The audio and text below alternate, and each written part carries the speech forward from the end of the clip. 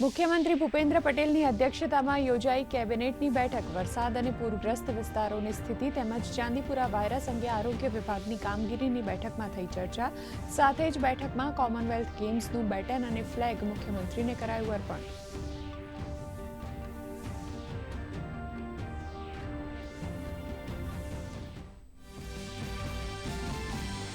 Commonwealth games 2030ના આયોજનને લઈને નાયબ મુખ્યમંત્રી હર્ષ સંઘવીએ કહ્યું, ટીમ ગુજરાત સંપૂર્ણ સજ્જ. આગામી કોમનવેલ્થ ગેમ્સ સુધી ફ્લેગ ગુજરાતમાં જ રહેશે. આવનારા દિવસોમાં રાજ્યના તમામ જિલ્લા કક્ષાના સ્પોર્ટ્સ કોમ્પ્લેક્સમાં વધુને વધુ ખેલાડીઓ જોડાય તેવું કરાશે આયોજન.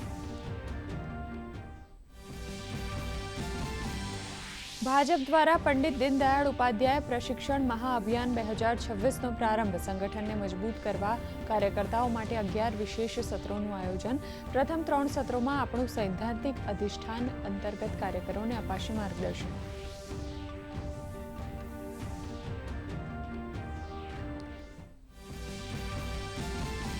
સંસદના બંને ગૃહમાં વિપક્ષનો હોબાળો યથાવત. લોકસભા અધ્યક્ષ ઓમ બિરલાએ વિપક્ષના વલણ સામે દર્શાવી નારાજગી. હોબાળા અને ઘોંઘાટ વચ્ચે લોકસભામાં બેંક બુક સાક્ષ્ય વિધેયક ધ્વનિમતથી પસાર, તો રાજ્યસભામાં મંત્રી અર્જુન રામ મેઘવાલે સુપ્રીમ કોર્ટ ન્યાયાધીશોની સંખ્યા સુધારા બિલ કર્યું રજૂ.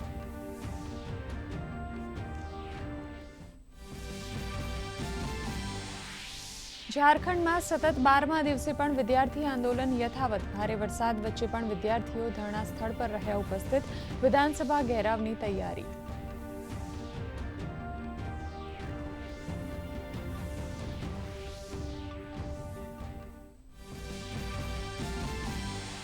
રાજ્યમાં આગામી 7 દિવસ હળવાથી મધ્યમ વરસાદની આગાહી. તો અમદાવાદમાં ગાજવીજ સાથે મેઘમહેરનું હવામાન વિભાગનું અનુમાન. બીજી તરફ રાજ્યમાં સિઝનનો અત્યાર સુધી 18%થી વધુ વરસાદ.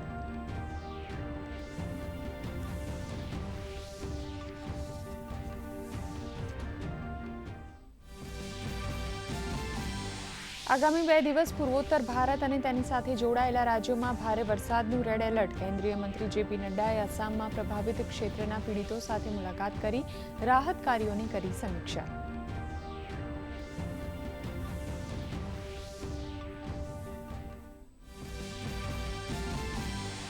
આરબીઆઈએ કરી મૌદ્રિક નીતિની ઘોષણા. રેપો રેટમાં કોઈ ફેરફાર ન કરતા સતત બીજી વાર રેપો રેટ 5.25% પર સ્થિર.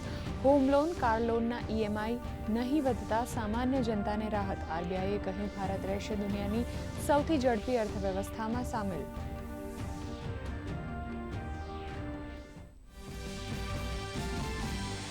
ભારતીય શેર માર્કેટ ભારે ઉથલપાથલને અંતે સામાન્ય વધારા સાથે બંધ. સેન્સેક્સ 150 પોઈન્ટ તો નિફ્ટી 9 અંક વધ્યા. અલ્ટ્રાટેક, એસબીઆઈ, એનટીપીસી 2% વધ્યા. આઈટીમાં નરમાઈ. સોના ચાંદીમાં પણ આજે 2% તેજી. ક્રૂડ ઓઇલમાં પ્રત્યાઘાતી ઉછાળો.